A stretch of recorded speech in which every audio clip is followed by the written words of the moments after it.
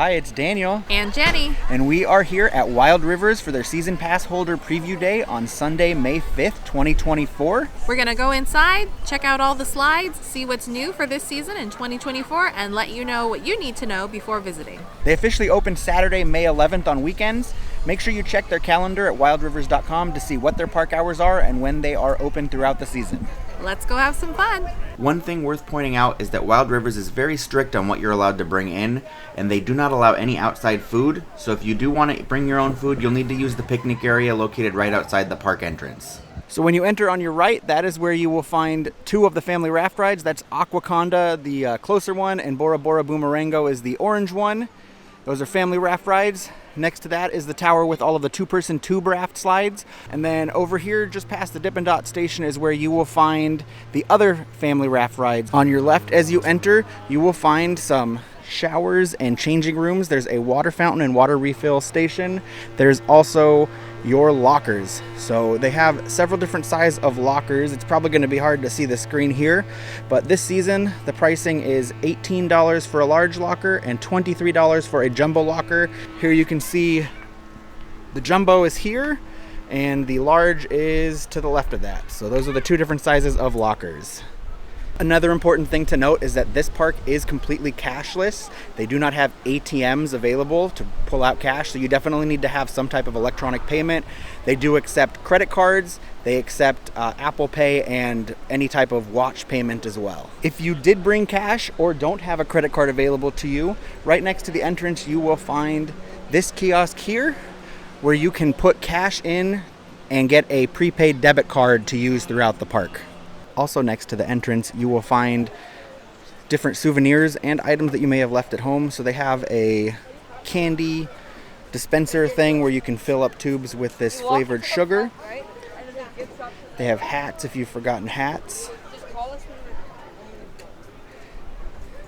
They sell big squirt water toys, which are kind of like, almost like squirt guns, but you fill them up with water and then spray people. They've got sandals.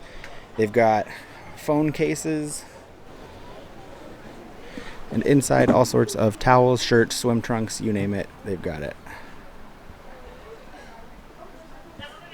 As well as various snacks and bottled water. Here at the Dippin' Dots booth, they have Dippin' Dots for $7 serving. They also have different snacks available to purchase. They're not quite out yet because the park hasn't officially opened for the morning, but these are the options that will be available throughout the day. We are making our way to find seats. You do not need to bring your own chairs. You can. They do have lots of seating available. The main seating areas are going to be located next to Cook's Cove and Kontiki Cove and by the wave pool. Here's what the seating area looks like at Cook's Cove. And the Shaka Bay wave pool is completely surrounded by seating. So you can see some orange chairs up on that upper area in the back, as well as some by the pool exit over there by those water slides. Also, the entire back area is covered with seating, as well as that upper landing over there. So we're actually going to go set up next to Kontiki Cove, but all three areas have lots of seats available, and if you get here earlier in the day, you shouldn't have a problem finding a place to sit. Over there you'll find Cook's Cove. Over here is a restroom and Dippin' Dots booth. Here is a beer garden that's not ready yet, and here you can see all sorts of seating over here as we head towards Kontiki Cove. So we'll go find some nice seats under these shade panels. Cabanas are available to rent. You can select them online ahead of time, and there are a few different areas throughout the water park that have cabanas, but they all come with the same amenities. So there are 4 chairs, 2 regular chairs and 2 lounge type chairs. There's a little side table as you can see there at the back, and then there is a cooler and device charging unit that is there to keep some drinks cool and charge your mobile devices or whatever you have with you. They do also have a service menu, and servers are happy to bring you different food and drink options. I believe the menu is the same as what they serve at the Mustang Bar and Grill. We're making our way towards Pelican Plunge first. That's one of the slides that tends to get lines the quickest, so you want to make sure that you're coming here doing that first thing so you don't have to wait too long for it. So you pick up your raft from the bottom of the slide area. If there is a line, then folks will wait off there in the distance and wait for a tube to come down, and they'll take it from the last folks that rode it. As you go up to the tower, here are the slide names. And there is a 48-inch height requirement for all of these two-person tube slides. Make sure you select the right staircase when you're going up to the top. Here you can see the entry to all of the slides up here. So as you saw, the Pelican Plunge queue keeps left and goes on this slide on the far left where Pelican Plunge loads from. And the other ones all come up the other staircase. And here we go down Pelican Plunge. Ready to plunge down, Pelican Plunge. Woo! Woo! Woo, it's cold! It's cold and dark. Next drop. Woo! It's freezing. Woo! Oh, that got me real wet. Here we go. Splashdown. Woo! That's a great first ride of the day. Now that we're off of Pelican Plunge, we're making our way to some of the family raft rides. These do tend to have lines that fill up after the Pelican Plunge ride. So we're gonna go on Bora Bora Boomerango and Aquaconda. The height requirement for these two is 42 inches or taller. Here we go down Bora Bora Boomerango. Here we go.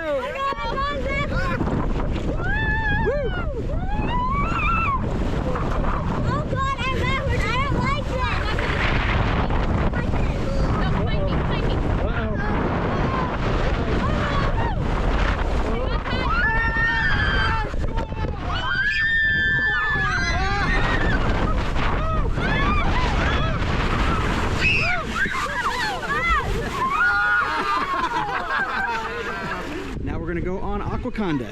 Here we go. Here we go.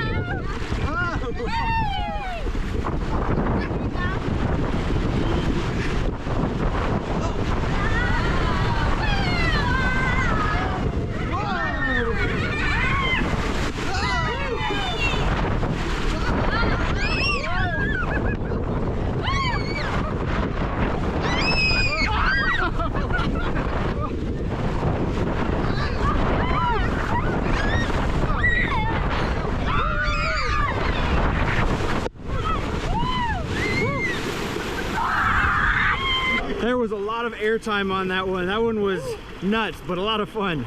So we headed back to Kontiki Cove, and now I'm gonna go check out some of the food offerings they have here this year. So here you can see the menu for the Kontiki hut that is in between Kontiki Cove and Cook's Cove. So they have a few different beers on tap, as well as some canned hard seltzers. This will be available every day that the park is open. This is the Castaway Coffee Cart that is right at the bridge that takes you over to Cook's Cove and Kontiki Cove. So they have various different snack options in here. So you can buy some pre-packaged sandwiches and wraps, chips. I see cinnamon roll in there. It's hard to see through the glare on the glass. There's little things of cookies, granola bars, Dunkin' coffee cans. They have these drinks here as well. And here is a sign that lists the prices for all of that. They just told me that the coffee here is made fresh, so if you need a perk me up first thing in the morning, if you get here early, this is a great place to stop by and get some coffee. So coming out of the Tiki Cove area, you're gonna make a left turn and head towards the back of the park, as I'm doing. As we head over here, you'll find the Mustang Bar and Grill over there in that yellow hut. Here at this cart you'll find Aquaconda, which is not open yet, but they have snow cones in various flavors. I see Velcro up there, so they might change the pricing or the menu at some point, because it seems like they're not quite ready to serve yet. And here is Island Sweets. So this is the menu up here. They sell different wild whips, which look kind of like Dole Whips, soft serve ice cream, sundaes, funnel fries, churros, various soft drinks, pretzels, ices, cotton candy, root beer float, nachos, you name it. They seem to have it if it's a sweet or a treat. And here are some of the souvenir glasses that are available for purchase this year. They do have another prepaid debit card kiosk over here, so you can also exchange cash for a debit card here, so you can use that at their cashless payment points throughout the park. And here we are at the Pacific Grille. This is their main food area, so their main restaurant. And last year it was cafeteria style. I assume it's going to be like that again this year, so let's go check it out.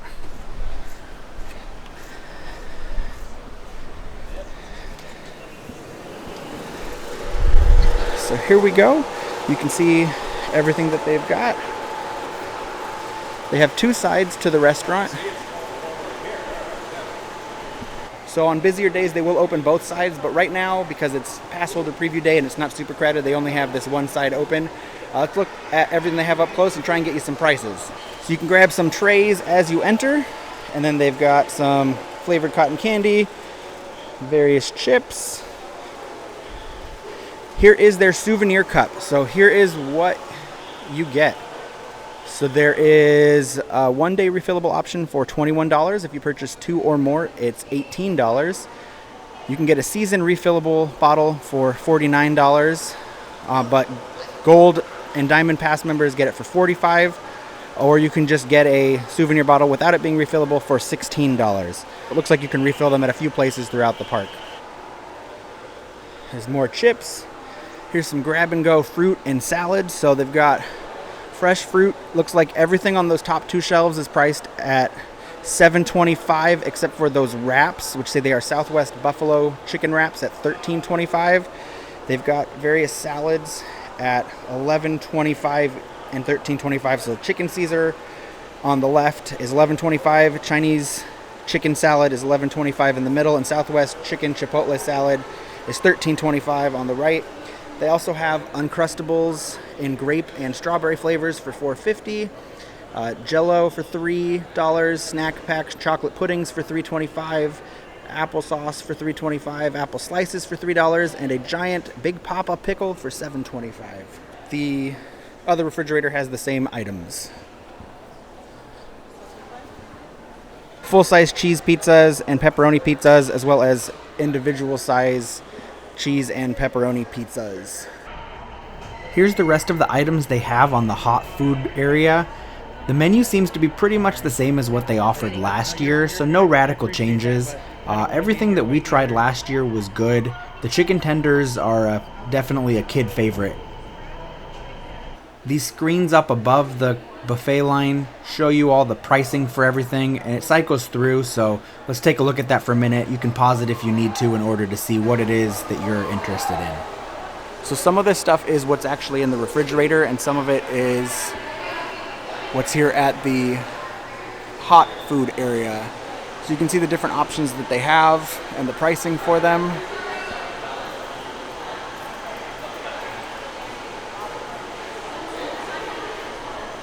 Back here in the corner, you will find more chips. They have bottled drinks in the refrigerators back here. Here is the pricing on all of those drinks. Of note, there are no alcoholic beverages here inside of the Pacific Grille. And then back here, right before the registers, you will find your napkin, salt, pepper, cheese, pepper, and other sauces that you might want for the food items they have here. At the registers, they also have various ice cream novelty items and acai bowls. And here is the pricing of everything that they've got here. I did ask, and regarding the souvenir sipper bottles, you do get refills, they said, every 10 minutes. And you take it over here around the side of the building, and there is a machine. So it's not a freestyle machine, it's just a regular soda fountain. But you get your ice, put it on the little thing that sticks out that reads your RFID chip, and then you select your drink. Now let's go head over to the Mustang Bar Grill and see what they've got there, because I believe they have a different food menu from what they have here at Pacific Grille behind me. So here is the menu of mixed drinks they have at Mustang Bar and Grill. It is a full bar, so you can get pretty much anything you want. If they have it, they will make it. And then these are the different options that are available, and you can see the pricing of that as well. There will also be a rotating specialty drink that changes up every few weeks. They do have a separate food menu here from what they offer at Pacific Grille and the other places within the water park. So here you can see some of the things that they have, and they said that the fries are actually different than what they have over at Pacific Grille. Their Tomcat fries are a spiral cut wedge fry. And here is the backside of that menu.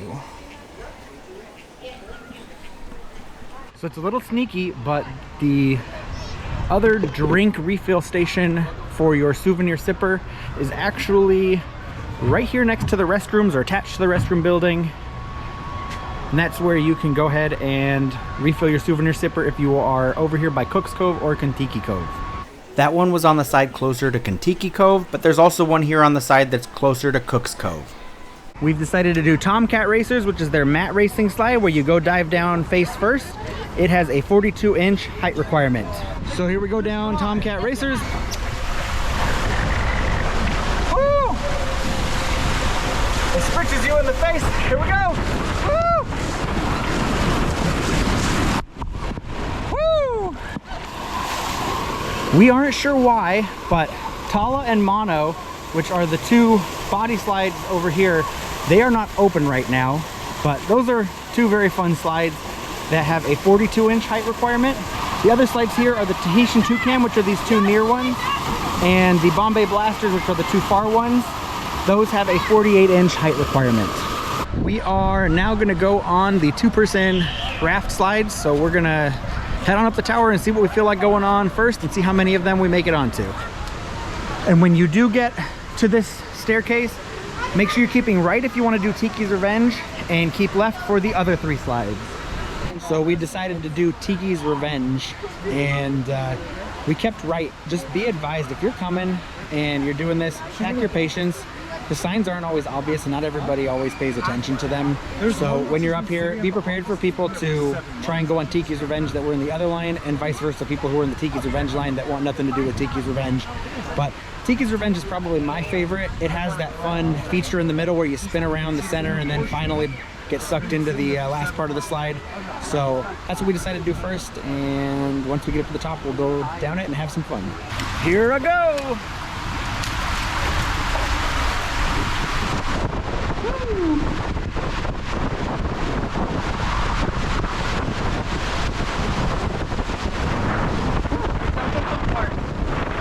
Woo! Let's see if I end up going forward or backwards. Ooh, got a little wet there.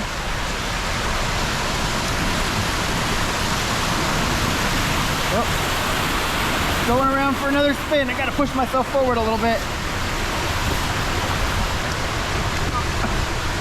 We reached the stall. Here we go. Woo! Woo! Woo! Almost fell out of the back there. Lots of fun. Now that I did Tiki's Revenge, I'm gonna do another one or two. Just a reminder, these all have a 48-inch height requirement. Came back up. I think I'm gonna go on Pipeline this time. Here I go down Pipeline.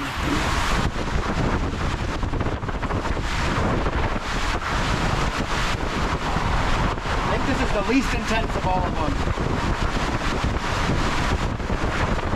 Woo!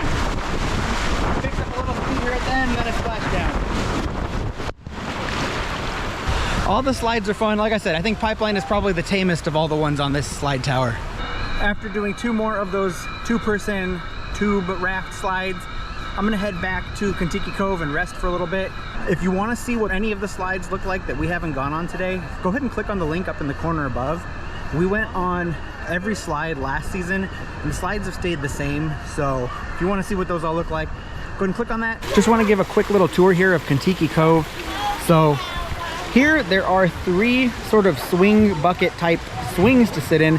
These are obviously meant for the younger kids, and they just kind of go back and forth and like a swing set at your local park. On the far side there's those orange and yellow curvy slides. There's three pink speed slides here in the middle, and then two tube slides on this end over here. There's also two pirate ship slides here in the middle, and there's a handful of different splash features in the area, like these little water fountains over here, a little water table,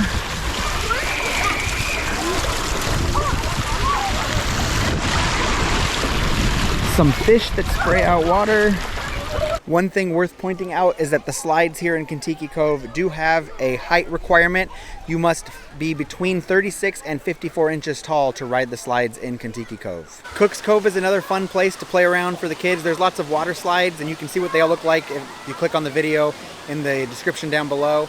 But it's got little water slides, it's got tons of water splash features, and it's even got that giant bucket up there that tips over every couple of minutes.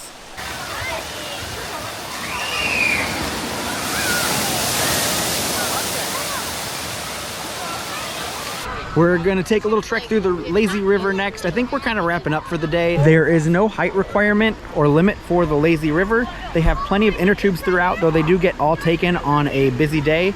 Guests under 40 inches must wear a life jacket, but there are complimentary life jackets located at each of the 2 entrances to the lazy river. I decided to find myself a tube as well, and now I'm floating around. So we're going down the back side of the lazy river, and it is pretty calm back here, but we are approaching the buckets that drop water all over you. So depending on which side you go down, you may get wet, or you can keep right and not get wet.